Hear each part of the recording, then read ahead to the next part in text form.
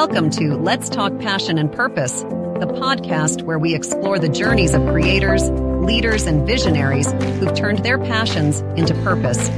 Join your host, Nicole Thomas, as we dive into inspiring stories, uncover strategies for success, and help you take the next step toward a life filled with meaning. Let's get started.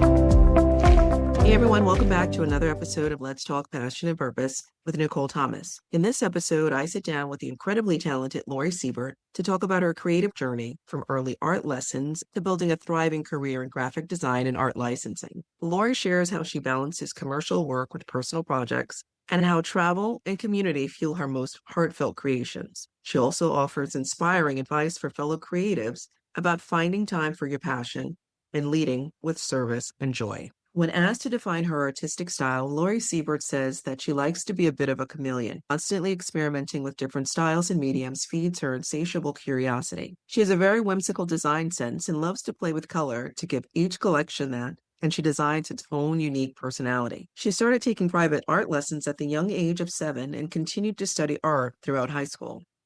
This led to a degree in graphic design from the University of Cincinnati.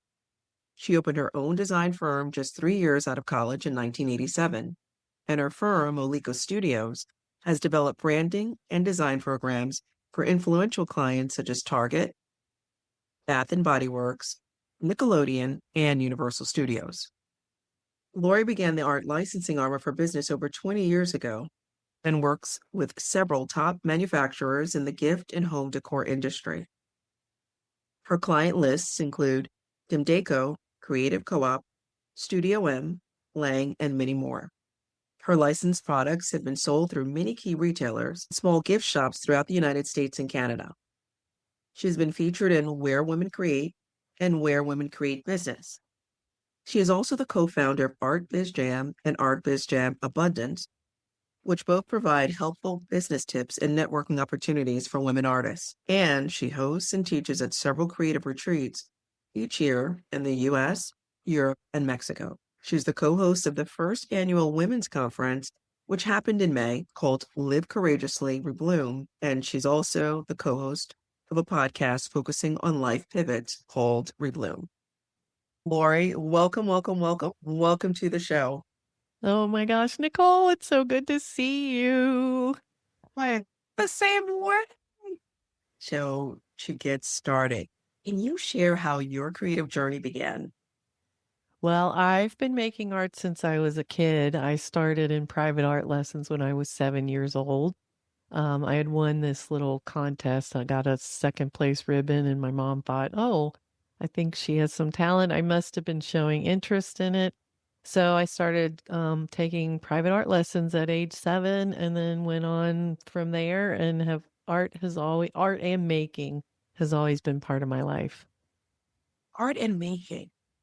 It's fascinating that you separate the two, art and making. What is the difference? Well, I think when people hear the word art, they think of a canvas or a painting or maybe even a sculpture, like classic art making.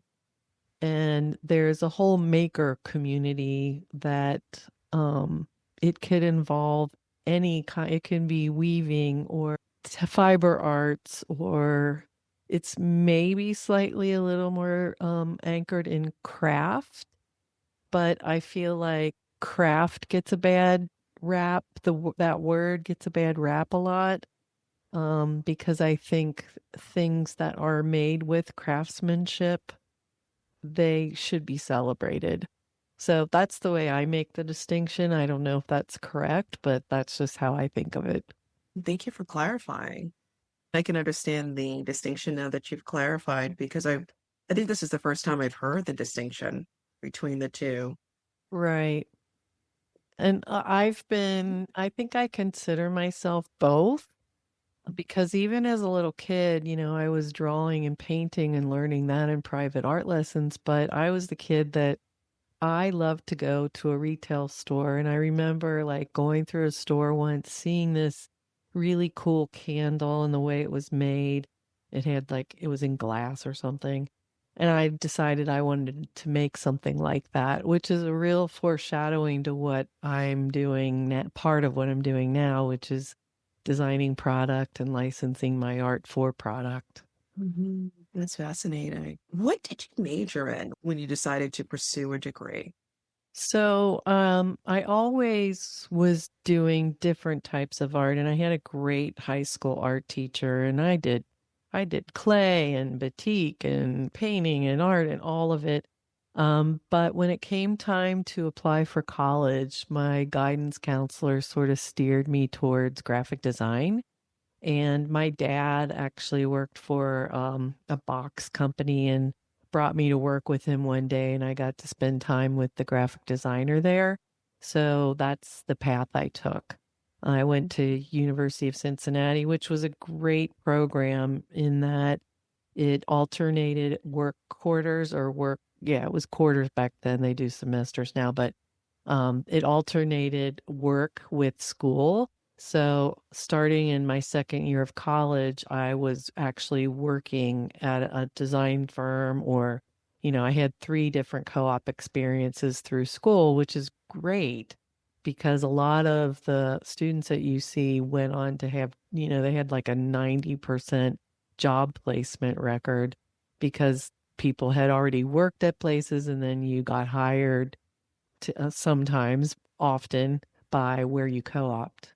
Oh, that is interesting, Lori. And when I look at your work and when I think about graphic design, I can see the connection. How would you describe your artistic style? I would describe my style as very whimsical and joyful. And I think because I was a kid of the 60s, I think I was now I'm realizing I was very influenced by the colors and the graphic feel of a lot of the art that I was surrounded with growing up. I remember this sleeping bag that I had that had these really bright, bold graphic florals on it. So, a lot of times I think artists are maybe drawn back to things that they were attracted to as a kid, or they like to do things that they love doing as a kid. So yeah, I think that's where a lot of it comes. And then I think because I do have a degree in graphic design, I'm finding that my art often has a real graphic quality to it.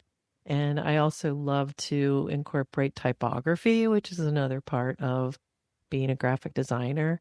So I think, everybody's work kind of becomes this amalgamation of all the things that they learned along the way and that they're attracted to. Your artwork is absolutely beautiful. Oh, The thank vibrant you. colors. What inspires your artwork? I'm inspired all the time. I'm Mhm. constantly noticing, whether it be on a trip that I'm on. I'm the one taking a gazillion pictures of everything from graffiti on the wall to a sewer grate to the flowers. Like everything to me is inspiring.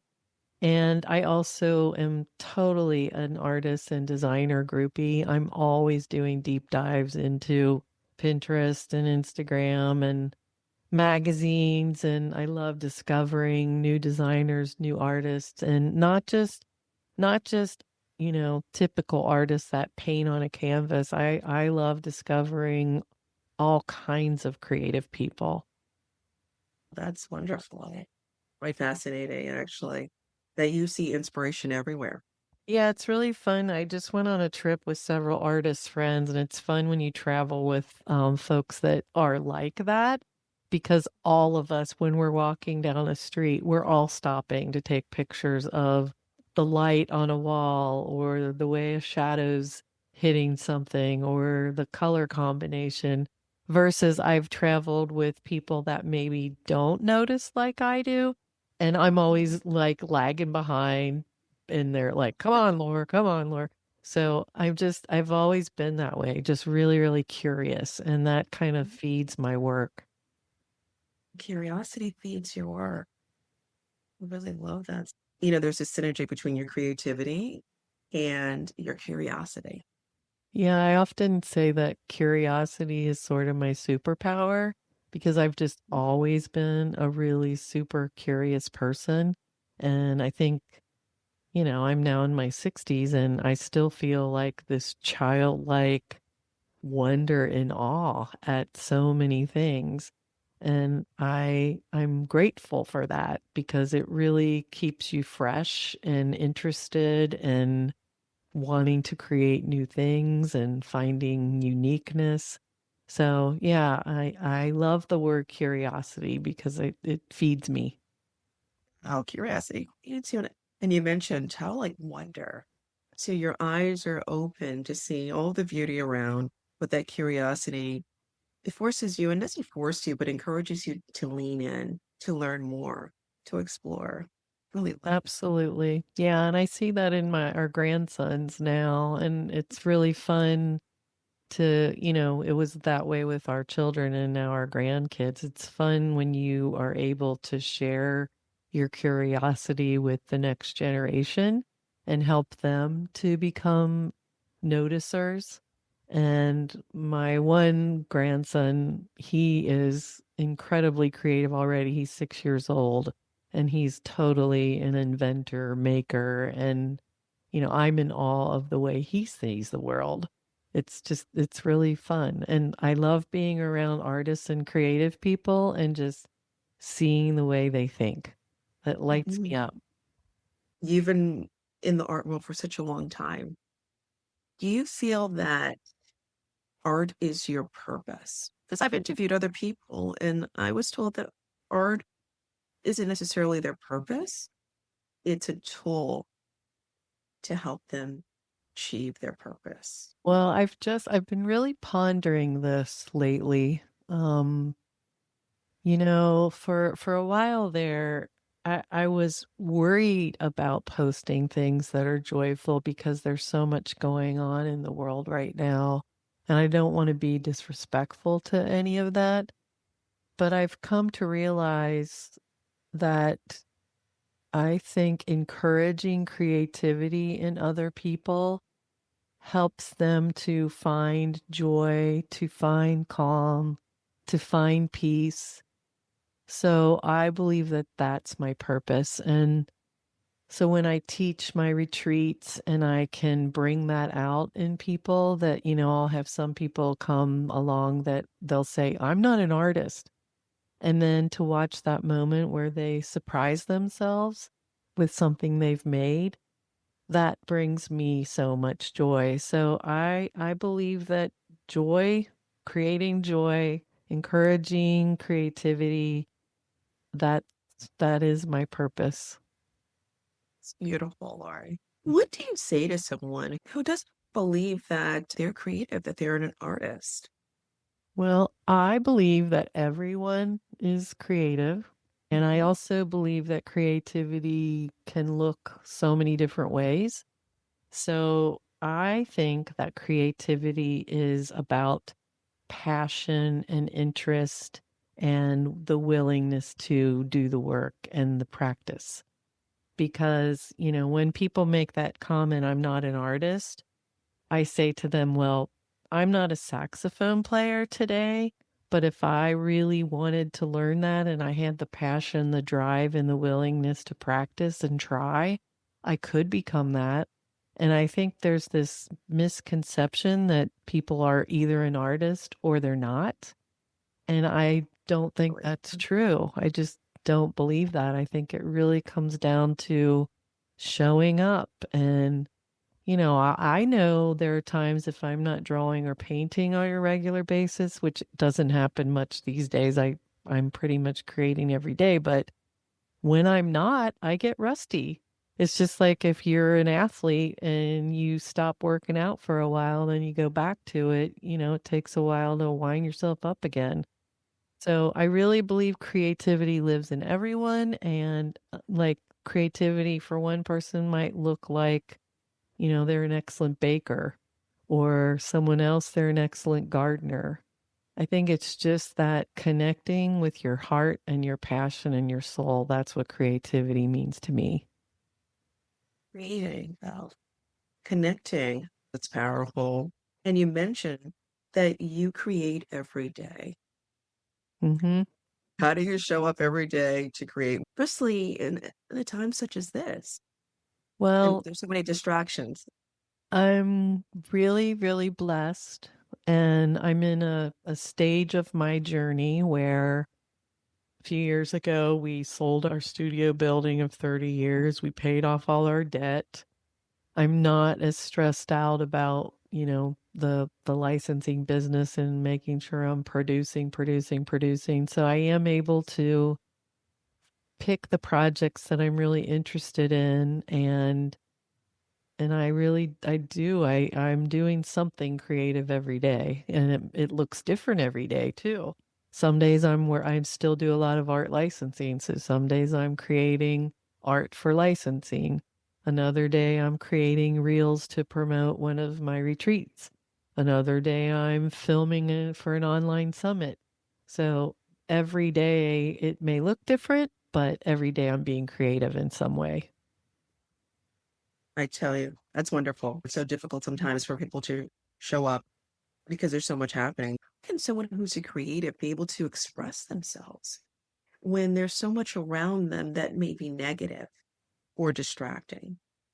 I just had a conversation on Instagram with an artist recently, and she was sharing that she's struggling to create because she feels like what she creates should have some kind of powerful meaning. And I've had that same conversation with myself.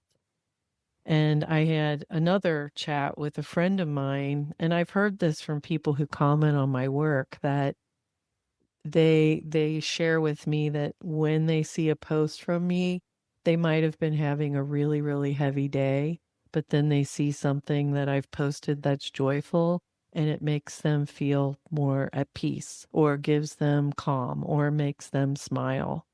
So I shared back with the woman who was struggling about thinking she has to put some powerful meaning into her work. And I said, well, isn't sharing joy and encouraging people to maybe do something creative as self-care, doesn't that have meaning? And I believe that it does, because I think if everything is dark and everything is conflict, like, we need the balance. We need the counterpoint to that.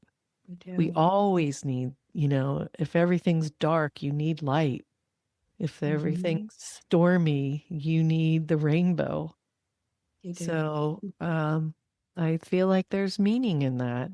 And the other answer to the question, there are friends of mine who are going through really, really hard times, whether it be, health issues or whatever, and they get upset with themselves because they're not finding time to be creative. And the other thing I tell them is give yourself grace. You don't have to be creative all the time. And Yes. there are times and seasons when you're not going to, it's not going to be there for you. But that doesn't mean it's never going to be there for you. It just means it's a pause, and you need to put your attention towards other things, and that is okay. It's okay. Absolutely. I've had seasons when I lost both parents within the span of a year. I wasn't at my most creative point. I Mhm. needed to retreat a little bit and, just be kind of quiet, and I wasn't feeling joyful. And when you're not, or you're not feeling like being creative, it's not good to force yourself, because I don't think real beautiful things happen then. I think it's better just to take a step back and maybe give yourself self-care in other ways. Yeah. So true, Lori. That's so true. And what about your licensing arm? Can you share with us how you started this part of your journey? So we, as a design firm, I started my graphic design firm 3 years out of college back in 1987, if you can believe it. Um, Um, and so we were doing traditional graphic design for years, but we were always very illustration based. And somehow along the way, I heard about art licensing. So I sent one of our designers to a licensing show, which is like a big trade show, just to see what that was about. And then the following year, we took out a booth and ended up with an agent. And so we really, it was just something I was intrigued with, and it seemed like it would be a good fit for us because we were very illustration and pattern based as a design firm. So yeah, we've been doing licensing now for over 20 years. And really what licensing means is that we're creating art and pattern that different manufacturers rent Mhm. to put on their product types. So, like for example, if we design a series of rugs, they are licensing that artwork or that pattern from us to put on that product for a certain period of time. And we figure all that out contractually. And then the way we are paid is on a royalty basis. So Mhm. whatever is sold, we get a pre-agreed upon percentage of whatever products they sell. That's fascinating. Thank you for providing us with context around that arm of your business. How do you maintain your authentic voice, especially if you're creating for clients and they have desires, they have a vision? But how do you make sure that your creativity is infused in your projects? That is an interesting question because I feel like in licensing, some of the collections that I've designed look nothing like my Instagram feed. What Really? I share on my Instagram feed is really very authentically me. And honestly, that's just been in the last several years since I sort of slowed down a little bit more on licensing because when I was doing more licensing, I couldn't share things. You design things and the manufacturers don't want it to be out in the world until a year later when they've made the product and it's actually on the shelves or ready to be sold. So I couldn't share a lot of that work. So the work that you see on my Instagram is more really truly me. And I would say it's been the result of the last few years. I lost both parents. We sold our studio building. We paid off our debt. I turned 60. I started realizing, the time's ticking. And so I'm really trying to do more art and projects and things that are really driven from my heart that I really, really believe in and want to do. Beautiful. It's beautiful, Lori. Quite amazing that you're able to just let go and be authentically able to share that part of yourself with the world as you've gone through several transitions. It's And I amazing. would say that finding that authenticity is not always easy when you have been designing to other people's design brief or their company look and feel. So I've always been this chameleon. So to really understand or come closer to what do I love, what Mhm. what makes me light up, Mhm. that's a process. And that's where, I talked about showing up.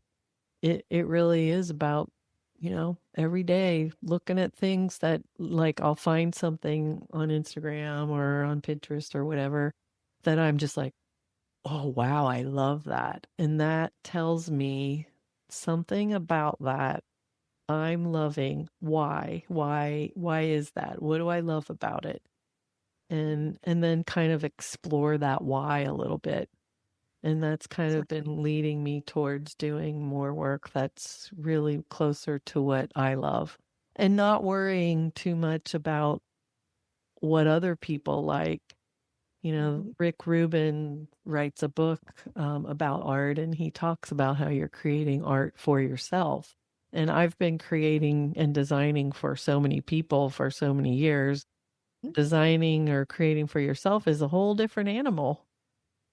I can imagine. I can imagine. But you're embracing the process. What have you learned about yourself as you've gone through this journey from an artistic perspective?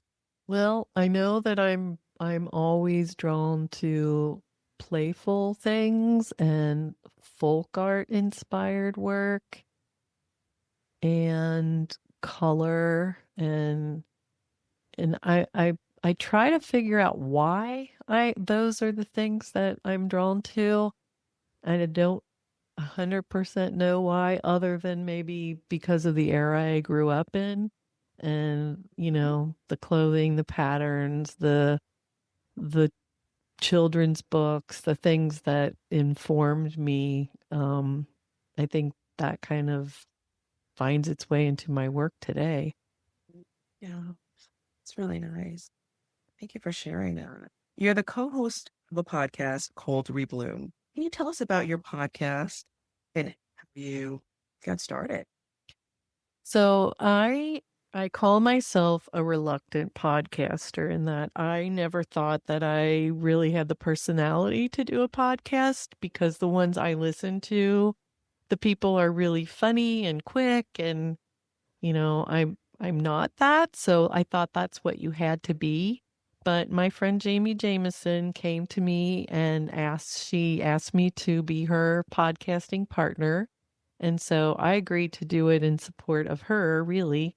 She had this wonderful idea called Rebloom, and it's about talking to people about their journey and different pivot points that they have in their lives where they're heading themselves towards things that are more authentic and joyful and creative and driven by the heart. And the conversations we are having they're so fascinating. I love hearing people's journeys and hearing, how did they get from point A to point B and what did they have to go through to make that happen and, the challenges they faced and how they're ending up on the other end. So that's really what Rebloom is about. I tell you, I think this is amazing. And I've heard this come up more than once. So I want to just talk to this. It's driven from the heart. This is the second time you mentioned the word heart. And it just seems like that is so much of what you're doing, that the work that you're birthing, it's coming from a deep place. What advice or what guidance do you have for someone who wants to pull from the depth or create from a deeper space? Yeah, and I kind of encourage this at some of my retreats, and I'll give you a little story or an example. One of the retreats I taught last year, it was a floral-based theme, and we were doing dimensional floral collage. But one of the women the first day, I kind of shared the technique and gave the instruction, and they were off doing their composition sketches, and she was struggling. And I sat with her and I said, what lights you up? What do you absolutely love in your life? And she started talking about her horses and really was tearing up because she was so passionate about her horses. And I said, that's what you should create. That's what you should draw. I think it's just really paying attention to yourself and what you see or what you're drawn to or the colors that you love. When I teach, I try to just share the techniques and then really encourage people to get in touch with that. And I love at the end of a class that everyone's piece, whatever we're creating, looks different and it looks like them and they love what they made. Now, that's amazing that you're able to just guide people to find their authentic self, especially when they don't have a starting point. They do have a starting point if they just pay attention to their own likes and what they love and what they're drawn to. And I mean, that's what you need to pay attention to, and that's what you need to draw or paint or create or do. Pay attention to yourself. I really like. You've taken on many endeavors. Can you share some of the challenges you faced? I think I'd rather go back to when things like I'm in a place now where I feel like the challenges that I have are happy challenges and they're not so hard to overcome. But at one point when I I've had a graphic design illustration licensing firm since 1987. But in my mid 30s, we were up to 12 employees. We were very, very busy. I had small children, and I basically hit a brick wall. And I was just doing too much, stressing myself out. Um, Realized that managing people is not my love. Um, because I'm an introvert basically. So at that point, I worked with a leadership coach, and she was great because she had me go through all the pillars of my life, my family life, my work life, my faith life, my friend life, all of it, and kind of write down what it is now, and then write a vision for each of those pillars of what I wanted it to look like.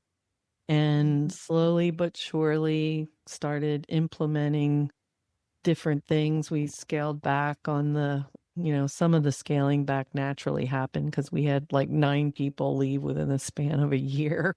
Everybody kind of went out on their own and started their own design firm. So some of it just happened, but some of it was intentional. When I built back up, we've only been like no more than 6 people. Now we're 4, but it's my husband, my daughter, and one other employee. So these days it's lean and mean and small, and I'm doing all the things that I'm doing I love. So maybe there are challenges in trying to learn how to film an online summit and edit it and add voiceover and not getting frustrated with the app and, that kind of stuff. But still, all in all, I'm loving what I'm doing these days.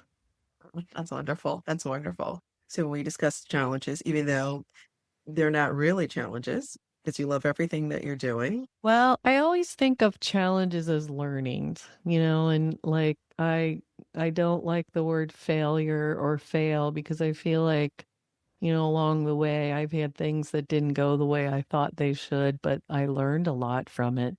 So I think, there really is no failure. There's just learning. I agree with you. It's just learning along the way. But tell us a little bit about some of your wins. What are you most proud of on this journey that you've been on? I think, well, one thing we conquered that was very scary, we did all the signage for the superhero island at Islands of Adventure for Universal Wow. Studios. Amazing. That was terrifying to take on that project. And, we did it. The designers in our studio were terrified, but at the end, several of them said it was the most rewarding project that we did. I think over the last few years, I painted a silo. I've been wanting to paint a barn forever. I've posted about that on Instagram. I don't know why.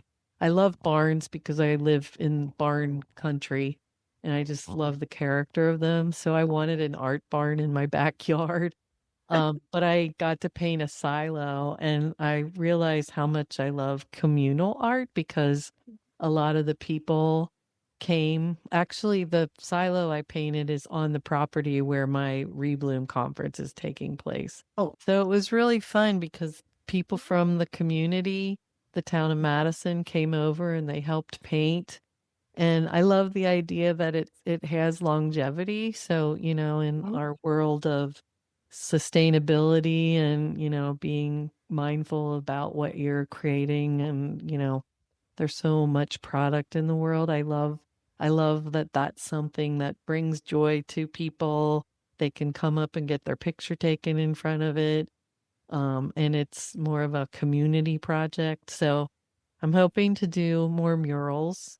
And then the other thing I absolutely am loving is travel teaching. I always wanted to travel. I love to travel. I get so much inspiration, and the people that I've met and that choose to come along with me on these trips, it's just, I meet so many people that I just fall in love with, and it's so gratifying in so many ways. Yes, I can imagine. So tell us about some of the travel we have coming up. I have a full Right. year again this year. I'm doing the conference in May. Mm-hmm. And I teach in Portland in April, and then the May conference. I'm teaching in Vermont in July, and then in August I'm teaching in France, in September in Oklahoma, and October in Portugal. And I already have 2026. I have 2 retreats in France and 1 in Mexico City planned for 2026. Amazing, Lori, amazing. How do you maintain a stride in which you're able to utilize your creativity and work on so many projects without getting overwhelmed? What is the secret? Well, one secret I would have to give credit to my husband because he handles a lot of, household stuff, and like he really is my support system. So, and he like makes a lot of my travel plans. We're very yin yang. He's Mr. Detail, Mr. Black and White, and I'm like, woo, let's go do this. So he handles me in that way. So I have help, I have support. And then Jeremy, who's worked for us for over 20 years, he does a ton, and he also is such a balance to me because he keeps pristine files and he's uber organized. So that helps. Um, and I don't know. I've always been kind of, I don't like the word workaholic because I just love what I do. So I'm just constantly doing something. And I did make a commitment though this year to moving my body more because I do have some arthritis and some things that, if I'm going to continue to travel and travel teach, traveling is not always easy. Mhm. It's not getting on and off trains and handling your luggage and walking a lot. It takes a pretty fit body, so I've been really really focused on that more in the last Mhm. year or two, like moving my body, eating better, getting good sleep, all of the Mhm. things. Yeah, it makes a difference. It does. Oh, huge. Taking care of our health, physical and mental health is important Absolutely. to maintain our creativity. Well, I'm so glad that you're going to keep going and provide offerings to help others to succeed and find their voice. And so, for creatives listening, what advice would you give to those looking to pursue their passion and turn it into a purposeful career, especially in an industry that is may seem overwhelming? Well, I mean, there are so many industries that you can be creative in, and you can either do it, be creative as a hobby or as, what you do for your life and your earnings. But I think the thing that I tell people is if you can carve out even a little bit of time to hone your skills, it's great if you can do it every day, just 15 minutes. Even if you are an artist and you want to just practice whatever skill that you're trying to get better at, if you can just carve out a little bit of time, get up a little earlier, stay up a little later, whatever, just try to fit something into your schedule because it just builds. Like for example, last year or the year before, there's a thing called the 100-Day Project that comes out every year. And I thought, I can't do, I don't know that I can commit to a big thing every day for 100 days. So I decided to start drawing these little post-it notes. And I don't always do them every day, but sometimes I'll do 4 at a time or 8 at a time. And now I have this whole journal full of them that I use Oh, as reference. And so it's like little by little by little, you just mhm. add on to your skill or whatever you're trying to focus on little by little. And then you look back a year later and you're like, wow, look at what I accomplished. Yeah, little by little, step by step. Yep. Yeah, Yeah, that's amazing. It I is. think people sometimes get overwhelmed by thinking things have to be perfect.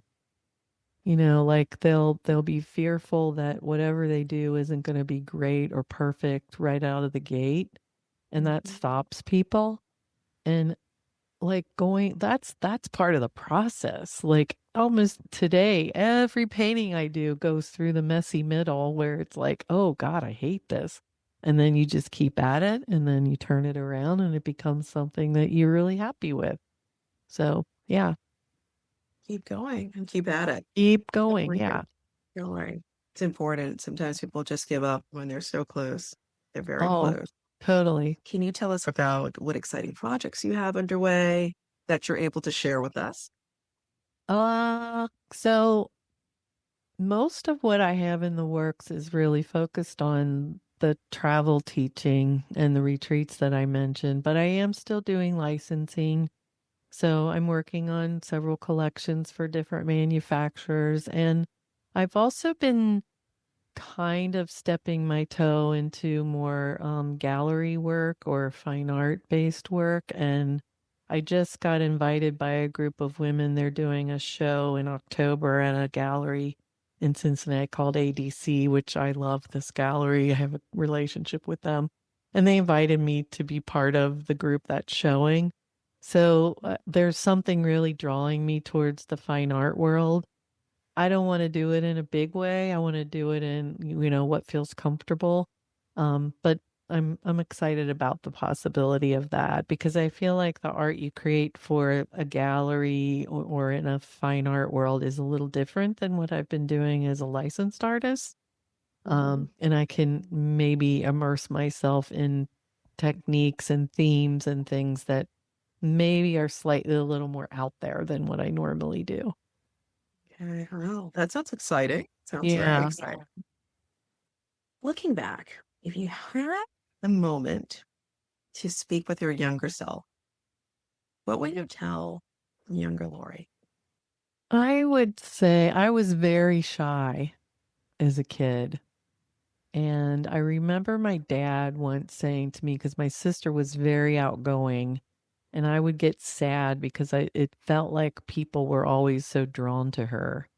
And my dad said to me, everybody's scared, everybody's nervous.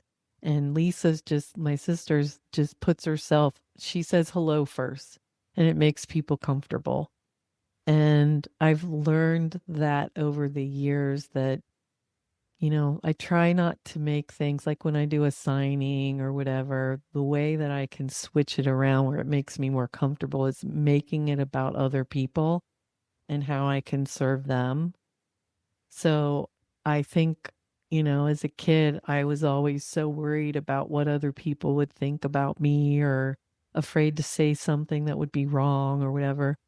But I think if I had switched it around to how can I make somebody else feel comfortable? I wish I had known that then. Reframing. It's almost servant leadership. Right, exactly. Serving others. Yeah. Powerful, Lori. Thank you for sharing. To know. Yeah. If you can connect what you love in Mhm. service of others, that's that makes for a beautiful life. We've covered a lot of ground. Is there anything that you would like to share that I have not asked you? Wow. Well, I just used this phrase with a friend the other day, and she's like, "You should put that on a t-shirt." And I said, "Time's a ticking, and I'm not a spring chicken." And I feel like, I've realized that now, but I think if people can realize earlier on that you just never know, and if there are things that are calling you in your heart, if you can just find a way to make it happen in however you can do that, in small ways, in big ways, just I don't know, then you're never going to work a day in your life. It's always going to be about something that you love doing. It was something fun and fulfilling. So Exactly. where can we find you, Lori? Well, I'm really most active on Instagram, and Mhm. I'm Lori Siebert.studio. And I put out a newsletter twice a week. So if they go to LoriSiebert.com, sign up for my newsletter. On Mondays, I send out an inspirational newsletter that shows an inspiring artist, an inspiring hand lettering artist, and a quote of the week. And then on Fridays, I send out one that's sometimes a mix of things that are inspiring me and things that I'm doing, like promoting retreats or things that I'm up to. So that's the best way. That is wonderful. Well, Lori, thank you. Thank you for being on the show. Absolutely. Thanks, Nicole. Thank you for joining Let's Talk Passion and Purpose. I hope you're leaving inspired and ready to elevate your journey. Remember to subscribe, rate, and share if you enjoyed today's episode.